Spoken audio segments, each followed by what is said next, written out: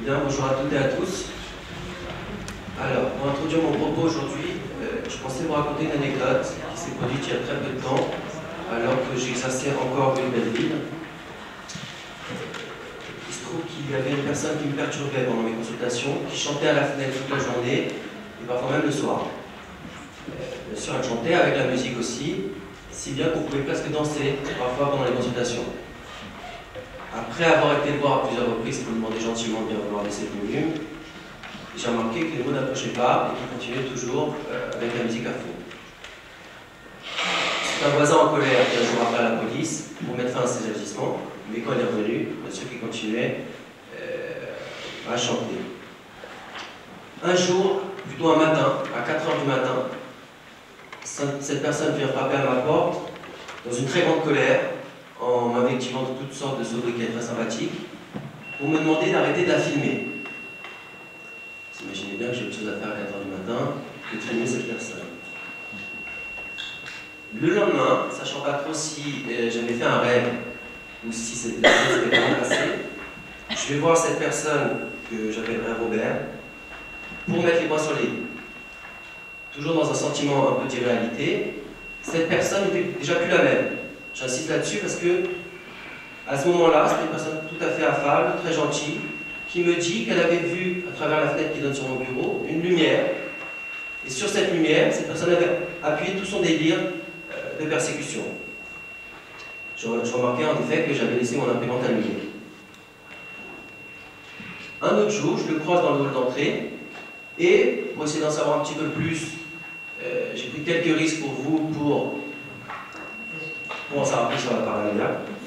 Et donc je lui demande, voilà, expliquez-moi ce qui nous arrive. Il me dit que la police a infiltré tout l'immeuble et que la police le surveille. De même, dès qu'il sort dans la rue, chaque présence policière est interprétée en fonction de son image.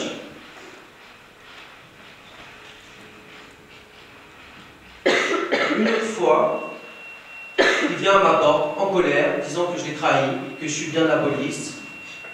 Je l'invite, je ne sais pas trop pourquoi, mais je l'invite à rentrer dans mon bureau pour lui montrer mon imprimante. Et il ressort, apaisé, et malgré tout, une petite phrase qui montre bien la question de la certitude de la lumière. Il dit, oui, mais la lumière était un petit peu plus ronde. Encore une autre fois, il est revenu, alors j'étais en pleine consultation, là ça a été un peu la goutte d'eau qui a fait déborder le vase, et qui m'a décidé finalement à déménager. J'en suis pas mécontent.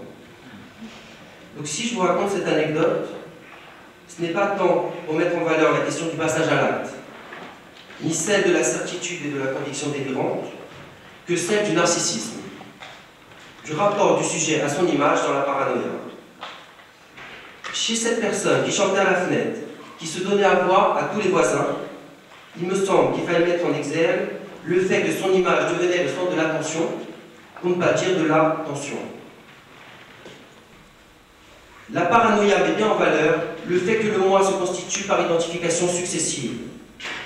Mais chez le néposé, ces clivages du moi ne l'empêchent pas de garder une forme d'intégrité, de lien qui noue ensemble les différentes parties du moi. Pour le paranoïaque, il apparaît qu'une partie du moi puisse se dissocier de l'ensemble et faire retour sous forme d'hallucination, ce que Lacan précise dans le séminaire sur les psychoses en disant que tout ce qui est refusé dans l'ordre symbolique au sens de la Verwerfung reparaît dans le réel. De la même manière que dans le rêve se produit une imaginarisation du symbole qui permet, dans le mouvement inverse, l'interprétation, il semble que ce soit le signifiant lié à l'image spéculaire qui soit fort clos dans le cas de l'hallucination du double. C'est comme si le prénom était alors détaché de la chaîne signifiante qui singularise le sujet, comme si l'être, face à son semblable ou à l'image spéculaire, lui manque les mots pour pouvoir reconnaître l'image, et face à cette béance, à ce gouffre ineffable auquel il se confond, tente de donner du sens avec les interprétations. Bonjour. Alors, l'autre qui n'existe pas, c'est un titre que j'avais trouvé comme ça pour le moment où on m'avait demandé un titre. Et c'était en rapport avec la question est-ce qu'il y a un autre dans la psychose? Parce que souvent on entend dire il n'y a pas d'autre. Et c'est quelque chose qui m'a toujours interrogée parce que c'est pas ce que je me disais en écoutant les personnes que je reçois. Je me disais, mais qu'est-ce que ça veut dire ce truc, il n'y a pas d'autre dans la psychose? Bon, ceci dit, j'ai traité là du cas aimé, donc c'est pas directement en rapport avec le titre que j'avais posé, mais quand même, finalement, ça répond quand même à cette question, je trouve, dans la paranoïa. Donc, je reprends pour vous un peu des parties de la thèse de Lacan, donc en 1932, de la psychose paranoïaque dans ses rapports avec la personnalité. Donc à l'époque, Lacan n'est pas encore psychanalyste, il est psychiatre. Et sa thèse, en fait, sa thèse est dans un contexte où la causalité de la psychose est biologique et constitutionnelle. Donc il apporte quand même quelque chose de très nouveau dans le contexte de la psychiatrie de l'époque, c'est-à-dire qu'il interroge ça tout à fait autrement. Donc je vous lis déjà en introduction sa définition de la personnalité. La psychose, en l'absence de tout déficit décelable et en l'absence de lésions organiques, révèle des troubles mentaux relatifs à l'affectivité, au jugement et à la conduite, troubles spécifiques de la synthèse psychique. Sans une conception suffisante du jeu de cette synthèse, la psychose restera toujours une énigme. Cette synthèse, nous l'appellerons personnalité, et nous tenterons de définir les phénomènes qui lui sont propres et dont la cohérence se définit par des relations de compréhension.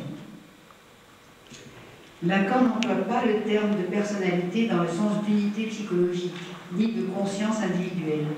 Il évoque une causalité psychogénique des symptômes, c'est-à-dire les modes affectifs sous lesquels le sujet vit son histoire, une conception de lui-même, des images plus ou moins idéales. Enfin, une certaine tension des relations sociales qui se traduit par la valeur représentative dont le sujet se sent affecté vis-à-vis d'autrui. C'est la conception d'une personnalité déterminée par les fonctions sociales et la dimension du lien à l'autre. Lacan parle de polarité entre l'idéal subjectif du moi et le jugement social d'autrui. Donc, dans une première partie de sa thèse, il reprend une brève histoire du groupe des psychoses paranoïaques avec les thèses classiques donc, de la psychiatrie allemande et française. Mais donc, il défend la thèse d'une psychogenèse des symptômes et il y inscrit une particularité, le retour à Freud. Donc, j'ai repris un peu, moi aussi, quelques auteurs de cette psychiatrie allemande et française. Donc en fait, dans la psychiatrie allemande du 19e, la paranoïa désigne la plupart des délires. En France, elle est introduite très tardivement dans la nosologie. Au début du XXe siècle, une nouvelle entité, donc les psychoses hallucinatoires chroniques, permettent de différencier et de limiter la paranoïa au seul délire de persécution, sans hallucination. L'hallucination sera relevée comme transitoire et donc secondaire dans la paranoïa.